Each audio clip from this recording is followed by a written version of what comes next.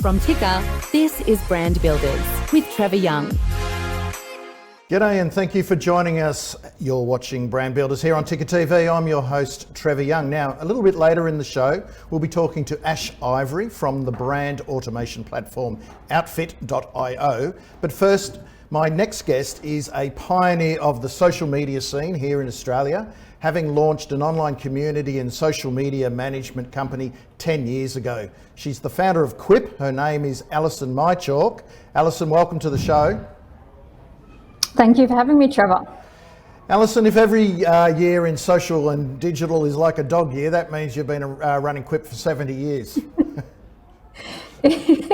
Yes, it's been quite a long time. I sort of did think 10 years ago when I started, everyone will get a handle on social media soon and I'll be out of work. But as it turns out, it's been busier and more complicated as the days go by.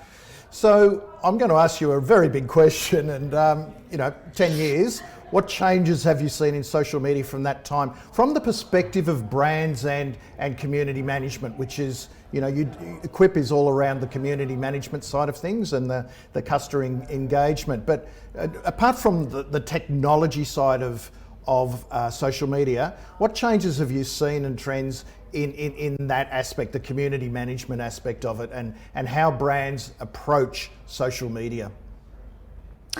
Oh yeah, look, so many changes. I think originally it was just push marketing. It was one of many channels in the mix, and then it sort of started getting bigger and bigger. It got more lion's share. It went from sort of a nice to have to a must have, and then it went to now we need it out of hours and we need it nights and weekends, and then it was looking at how do we get more. So it's not just sort of push messaging, how do we involve the audience and the community and, do a lot more, interactive things with them. So it's definitely changed a lot in 10 years. How can we be social on social media? Yes, it's there's a lot brands can do. Sorry, I missed the actual question there. Oh, there wasn't much of a question. I was just saying I was being maybe a little bit facetious about being social on social media, and a lot of brands obviously, they've always loved it's an extra channel to reach people, but it's the social aspect that makes social media social. Do you feel that in the earlier days when social media was a lot more social, and then it did become a lot more broadcast, do you feel there's a bit of a swing back to more social, more engagement, or on behalf of brands, or less so? Oh, look, I think definitely more. There's obviously a lot more sort of risks, and there's a lot of fear now around with certain, defamation laws and things like that. So, brands are as risk adverse as ever probably. But I think that companies have really come to understand the value in getting their audience chatting to each other and their customers and fans and consumers. And I've probably been saying this for many years now, but I really think having a community is your point of difference. Like, it's going to be the thing that protects and saves your brand. It's a moat around the castle, as I've heard it described. So yeah. I think the value of community it's definitely coming to the fore. And I think that part of what's really facilitated that is brands questioning what the long-term strategy with Facebook is. We don't know what Mark Zuckerberg's going to do tomorrow. Correct. So brands have started thinking, well, how do we make sure that our community is not platform specific? How do we create a robust community that's, lives across multiple channels? So when the next channel springs up, we still get to, utilize our fan base and get them on that as well. And I guess the word community, and you at Quiip have been around for 10 years, and it has been about community management the whole way through. How do you describe or define community? Because it is a word thrown around a lot, and a lot of times it is just a following. How do you define and how do you explain to your clients, what true community is online? Oh, well, that's a great question. I think there's like 60 different academic definitions for community. So it's one that people get very confused about, and it definitely gets used in so many contexts where there is no community whatsoever. When we talk about it, we use a definition which is a specific group of people forming relationships over time around a strong common interest. And you need to actually have all those elements, what is a specific group of people? What do they identify as being that group? And what process do they go to feel like they're a fan of this business or organisation? And ultimately about forming relationships with each other, which is the bit that lots of brands miss. It's not necessarily about having a relationship with a brand. It's about people identifying and feeling part and having a strong sense of belonging, which people definitely have around brands, products and services. I'm going to talk a little bit in a minute about groups and Facebook groups in particular, but in the meantime, let's go back to Quiip for a tick, because you set up, why did you set up the business? And you set it up more so for the community engagement side of things and having to, be that go-between brands and the public and the people on social media, whereas a lot of other social media agencies are more focused on the content. Why did you pick that side of things? Was it an opportunity that came out at you at the early days, and you've stayed the distance too by the looks of things? It's still very much front of centre, that whole community management side of things. Yeah, look, absolutely. And I think that's a really good distinction between what we do and what other agencies do. My background's working with forums. So I've worked on, huge online communities like the Big Brother forums and Essential Baby at Fairfax Digital. So some of the largest online communities in the country. So I think Essential Baby still has 250,000 users.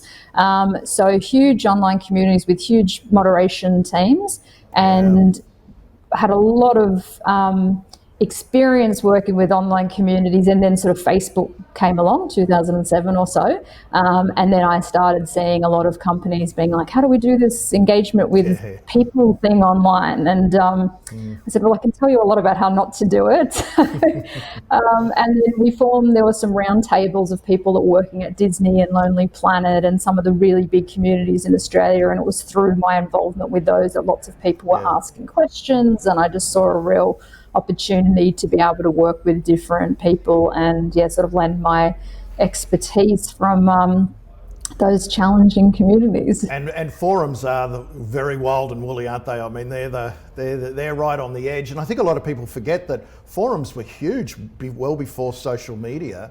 And as you say, some of them, I seem to recall the Lonely Planet one was incredibly massive. Like, we're talking thousands, tens of thousands, hundreds of thousands of people. And so there's always, as a forerunner to social media, there's always been this desire by people to chat with each other and around common points of interest. So it's up to brands to really be able to identify that and to put that into motion. Let's go into Facebook groups, or there are other groups, but I think Facebook groups is probably the main one. In terms of groups, I've seen a bit of a movement back in recent times, probably the last 12 to 18 months, where people are sort of preferring to go to the safer spaces of groups, where it's a little less chaotic than out into the open public feed. Brands like Nike have been doing it really, really well. How have you seen it? Do you manage any Facebook groups, and what's your take on people migrating off the socials to the more private Facebook groups? Yeah, look, we do manage Facebook groups for a number of clients. Facebook groups for me is this really beautiful sweet spot between forums and between Facebook as we know it. So it's a great place where you can get your customers to talk to each other, to form relationships with each other. So there's some brands doing some really great stuff there.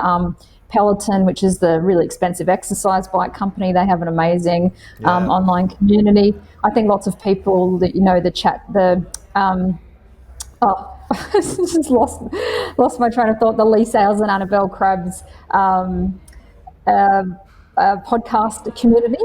It's really hugely popular. I think they have 40,000 fans or something in there.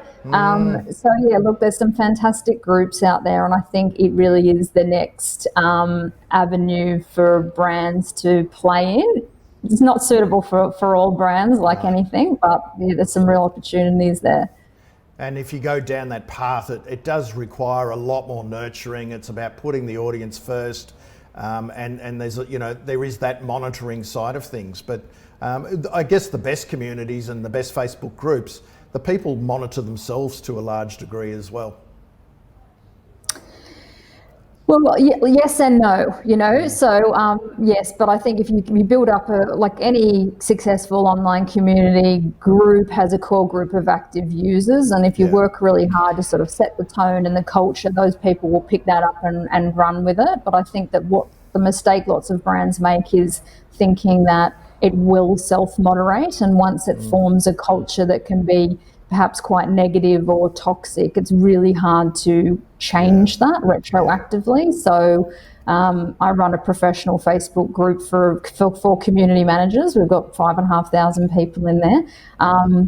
And, they actually need some community managing sometimes. We have to, remind them where they are and what they're doing and what the group's about. And we do that very consistently. So now other users have started saying, it needs to be constructive. We don't just criticize brands for the sake of it. What would you do better? What are your learnings? Why, So, it's actually been running for 12 years, but it's quite a lot of effort goes into that culture of that Australian Community Managers group. Yeah, I can imagine. Which social platform is the hardest to moderate, do you think? Is Twitter probably the hardest, given it's so fast moving? Yeah, look, and you don't really have any control over, Twitter content, so you can't be deleting other people's posts. So, obviously YouTube's very difficult as well. But look, that said, Facebook moderation tools aren't great. Especially since the platform's been around for a long time. It's definitely a source of contention with community managers that, Facebook has long held that they're not responsible for content, but at the same time don't really give you a lot of tools to moderate. But, they are getting better, and, they seem to be proclaiming that community is what they're all about. So we'll see whether or not that comes with a better suite of tools. Yeah. And in terms of... if you were giving advice to people who had to jump in and maybe, you're running a business and part of your job is to moderate at the same time. Obviously, you can't be at it all the time, but it is something that you don't just pick up once a week and look at it. You've got to make, it's not just moderation, but engagement anyway on social media. I've always been a believer. You're always just dropping in. It's part of your day-to-day habit to check what's going on. And I think, if you're a big organisation, people expect we're very impatient and we expect an answer pretty quickly. And I know that that's changed over the years. It used to be pretty quick and now it's super quick. But I think we do cut smaller businesses a bit of slack as well. As long as they get back to you, it doesn't have to be within, 5-10 minutes.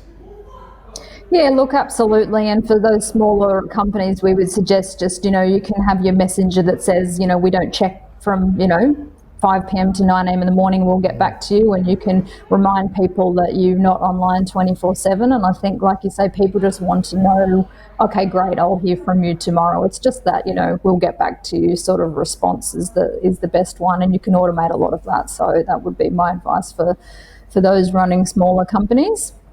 And to take it seriously, to take people's comments seriously. I guess there's the two parts too. One is the customer complaints or the questions, and then the other is the opportunities to engage people as well. And they're two very different things, but being open to the opportunities, seeing the issues as they unfold and jumping onto them before they become too much of an issue would be something to look forward to. Yeah, look, absolutely. And I think, like you say, consumers have an expectation of very quick response times, and they now expect that on each and every platform, whether it's, messaging or a comment on Instagram. So, they're everywhere and they're wanting quick responses. And definitely taking them seriously. But then also knowing, when not to fan the fire is definitely a fine art of community management. Sometimes knowing when to do nothing at all is the most important thing. That is true. When people are just having a whinge, or whether you really have got a customer issue. Thanks for being part of the show, Alison. Where can people find you online? Look, they can look me up, quiip.com.au, or track me down on LinkedIn. And always happy to chat all things community. So would love to help. Thanks for having me on the show. Yeah. And that's Quiip with a double I. Yes, just to confuse you. Terrific. Thanks very much.